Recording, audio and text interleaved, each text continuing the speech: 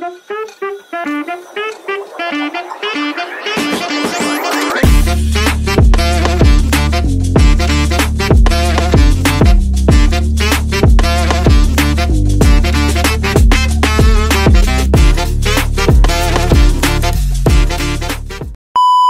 everyone! Welcome back to my YouTube channel.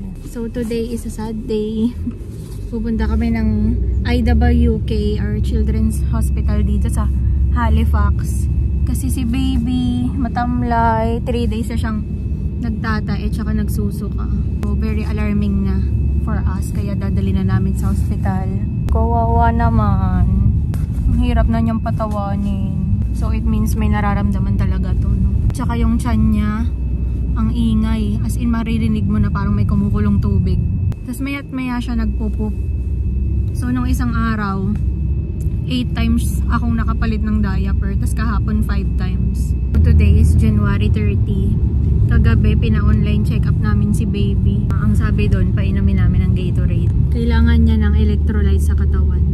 Pinapainom ko siya ng Gatorade. Pero ngayon, nagsuka na naman, tsaka nag-poop na naman. Kaya dadalhin ko na talaga siya dito sa IWK.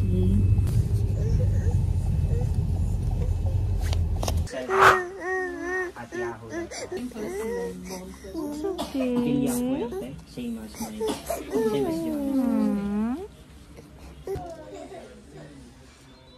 Hello everyone. So nandito na kami sa hospital ngayon.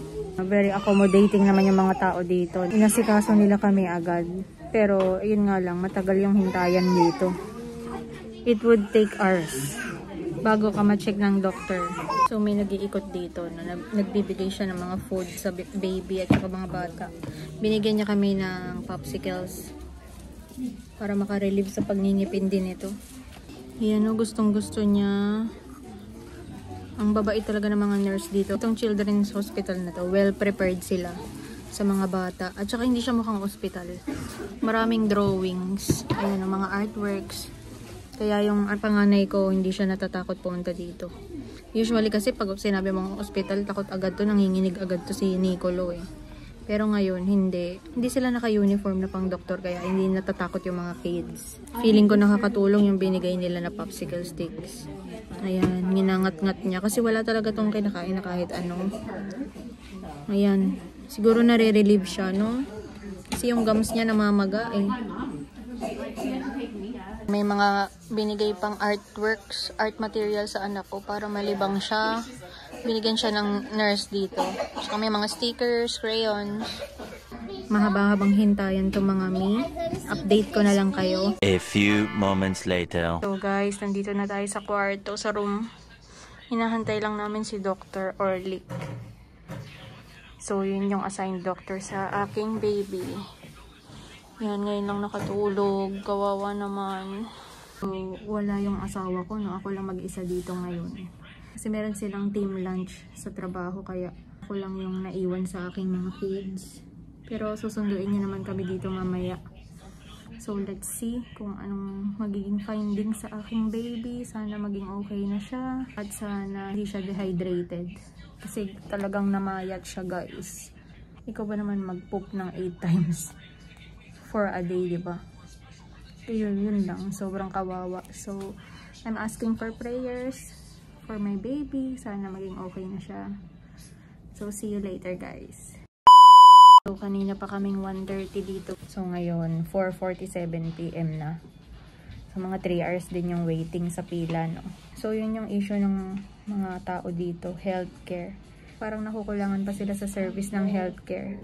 Pero kung pila lang naman, sanay na ako dyan. Sa Pilipinas, ilang oras yung pinipila ko eh. Pag dinadala ko sila sa pedia, ilang hours of waiting din yung inaantay ko bago makapagpa-check up. So, para sa akin hindi na issue yun. Pero yung quality ng service nila dito, grabe. Feeling ko nasa St. Luke's ako. Kasi grabe. Yung mga gamit dito, high-tech. Basta iba siya talaga. Advance sila. Tapos, asikasong-asikaso ka talaga. Wala silang pinipili.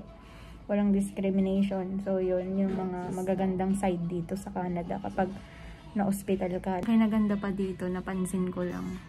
6 kasi kami sa pila. Lahat kami tinawag, tapos pinapunta kami sa iba't ibang kwarto. Pero isang hallway lang yun. So, kanya-kanya kaming room. Ayan. Tapos, yung doktor yung pupunta sa'yo.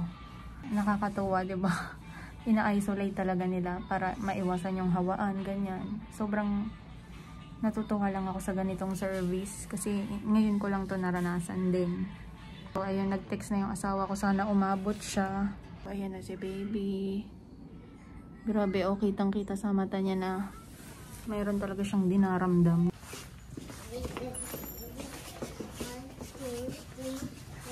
Hello everyone. So, ayun, tapos na yung check-up ni baby. Nandito na rin yung asawa ko. At himala, kumakain siya ngayon. Alam niyo ba yung findings? So, tama yung research ko. Stomach flu nga, mga inday. So, walang niresetang gamot yung doktor. Kailangan lang siyang painumin ng Gatorade or G2. Kusang nawawala yung virus. And it will last 3 to 5 days. Napaka-healthy living dito. Yung mga side dish, patatas, broccoli, carrot. Grabe, nakakapanibago. Napaka-healthy ko naman dito. Hindi ako sanay sa mga gantong pagkain, be. Hello, baby. Are you okay na? Okay na ikaw?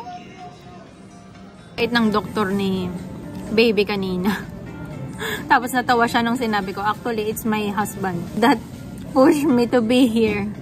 Hysterical kasi si daddy. Akala niya, serious na sakit na yung dinaramdam ni baby. Pero, just to make sure na okay talaga si baby, ayun, na-relieve na din ako kasi hindi naman kailangan maggamot. Kusang mawawala yung virus. So, hulaan nyo magkano binayaran namin, guys. Wala. None at all. So, ang saya. Hindi ko sinasabing ang saya ma-hospital dito sa Canada, no?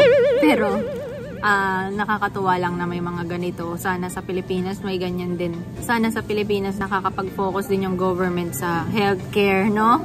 Kasi, grabe, ang sakit din kaya sa bulsa kapag yung anak mo ma-hospital. Tapos, alam mo yung feeling na wala kang magawa. Kasi, parang iisipin mo, wag na nga lang kasi wala tayong pera. So, dito, hindi mo iisipin yan. Ang tips ko sa inyo, kung nandito kayo sa Canada, tapos, meron kayong mga anak, no? Mga ganyang emergency, wag kayong mag-hesitate na dalhin sila sa ER or hospital. Kasi, free naman yan, eh. I-maximize natin yung benefits. Ano ba to? Hindi ako sanay ganito, oh. Tinong side dish, broccoli. Vegetarian ang ate mo dito, babe. Bagong buhay talaga si bakla. Mabuti na lang hindi kami na-admit. Yung mag-overnight sa hospital, no? Hate na hate ko yun. Ano yun? Staycation kami ditong pamilya. Another tip kapag papunta kayo dito sa Canada, ang unahin nyo sa lahat ng mga dapat nyong intindihin pagdating dito is yung MSI or health card. Kasi yan, tingnan mo, kakarating lang namin dito na hospital agad si baby. So, kahit wala pa dito yung card, basta nabigay na sa amin yung health card number, nagamit namin siya. Kasi active naman na yung health card namin, pero wala lang sa amin yung physical card.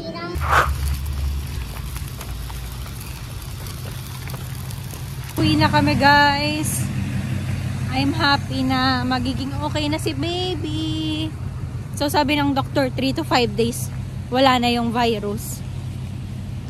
Eh, pansin ko naman ngayon, 2 times pa lang nagtais si baby. Kaya pawala na to. Tiwala lang. Ayan yung hospital, oh. Parang hindi siya hospital, di ba? Parang hotel. 4 hours kaming naghintay. Not bad. Kasi yung iba inaabot dyan ng 8 hours, 12 hours sa emergency room. Pero kami 4 hours lang. Fair enough. So guys, I'll end this vlog. Thank you guys for watching. Till my next video. Bye-bye!